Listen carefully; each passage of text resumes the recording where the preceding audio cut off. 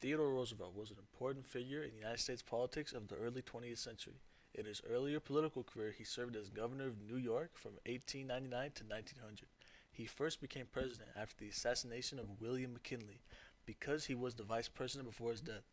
He had many progressive ideals and policies, like supporting labor unions and conservationism. As a Republican, he would become president from 1901 to 1909, running for another term in 1912 under the Progressive Party but losing to Woodrow Wilson. William Taft was also a president and a lawyer. He opposed big business and held similar progressive values. Even though Roosevelt was known as the trust buster, William Taft busted a lot more trust than Roosevelt during his presidency. William was a big on conservationism as well.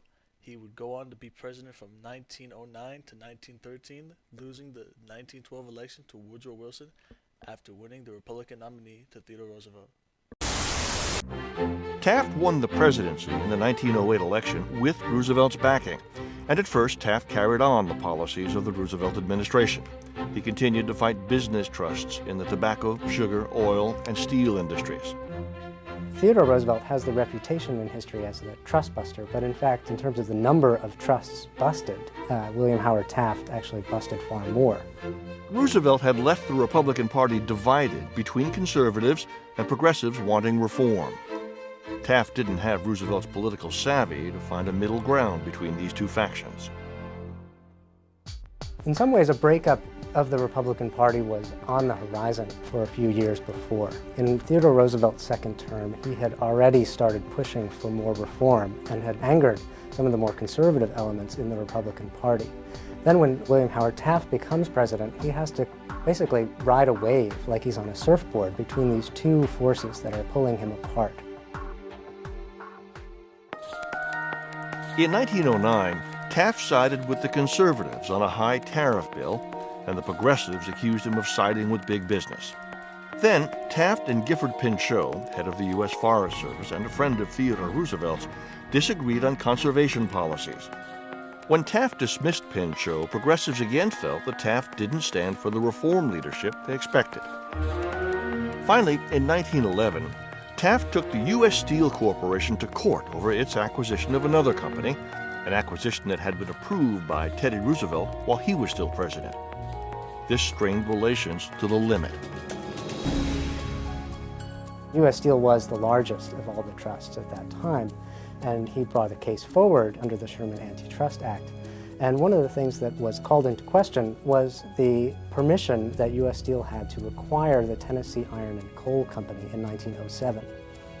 And Theodore Roosevelt, Taft's predecessor, had basically assented to that and said that would be okay. And now Taft was coming forward and saying that that was a violation of Sherman antitrust laws, and he was going to bust the trust. And this was really the tipping point that breaks the relationship between Taft and Roosevelt. Roosevelt began attacking Taft and his administration. And when the progressive Republicans wanted a presidential candidate to represent them, Roosevelt was ready and willing. Theodore Roosevelt, who's a young man, still wants a career ahead of himself politically, can't stay out of the spotlight. And he keeps publicly attacking Taft's policies and slowly but surely moves back into the public arena.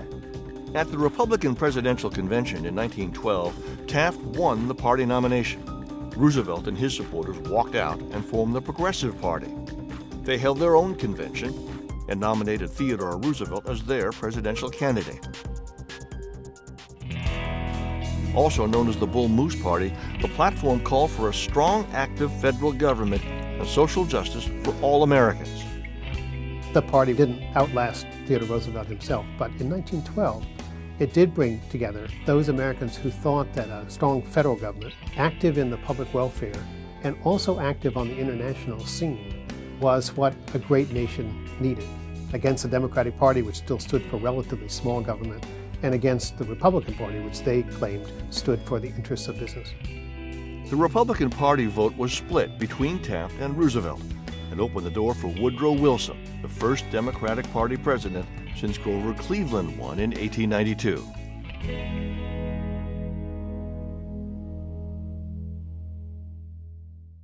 In the election of 1912, the two main candidates running for the presidency were Woodrow Wilson, governor of New Jersey, representing the Democratic Party, and Theodore Roosevelt, the former president, representing the Bull Moose Party. Both of these candidates were progressives and trustbusters, as seen with their new ideals that they established. Roosevelt created new nationalism, which sought to heavily regulate big business, but accepted the role they played in the economy. Roosevelt was also an advocate for women and children in the labor force and supported workers' compensation for those injured on the job. In an effort to combat this movement, Wilson proposed a movement called New Freedom, which sought to break up monopolies, restore competition, and give small businesses a chance to compete in the economy as well. With these policies being introduced, Wilson won the election, garnering 435 electoral votes, even when he only received less than 42% of the popular vote. After Wilson's victory, he followed his plan of New Freedom by producing reforms affecting tariffs, trusts, the banking system, and workers' rights. This included the 16th Amendment being ratified, allowing the federal government to tax income no matter its source. Wilson reformed the banks by passing the Federal Reserve Act of 1913, which gave economic stability to the U.S. by establishing one central bank to oversee monetary policies. The Federal Trade Commission was created to monitor big business in America from any unfair trade practices like farming monopolies. Also, Wilson passed the Clayton Antitrust Act in 1914 to crack down on price discrimination to restore competition. Wilson signed the Keene-Owen Child Labor Act to prohibit the employment of children under the age of 14 in factories producing goods for interstate commerce. He also signed the Adamson Act, which set an 8-hour workday for railroad workers. So with its stirring anti-tariff, anti-monopoly, do not pass go, do not collect $200 stance, New Freedom won out. And because the Democrats also controlled Congress, Wilson was able to implement this program. The Underwood tariff reduced import duties, and after the ratification of the 16th Amendment, Congress imposed a graduated income tax on the richest 5% of Americans. Other legislation included the Clayton Act of 1914, which exempted unions from antitrust laws and made it easier for them to strike, the Keating-Owen Act, which outlawed child labor in manufacturing, and the Adamson Act, which mandated an 8-hour workday for railroad workers. If Wilson's New Freedom sounds a lot like Roosevelt's New Nationalism, that's because they ended up being pretty similar. Wilson engaged in less trust busting than expected and more regulation of the economy. Wilson didn't institute a national system of health and unemployment insurance, but he did expand the powers of the Federal Trade Commission to investigate and prohibit unfair monopolistic practices. He also supported the founding of the Federal Reserve System in 1913, which gave the government much more control over banks in response to the Panic of 1907, where the U.S. had to be bailed out by J.P. Morgan. Fear not, big banks. The government will bail you out in due time.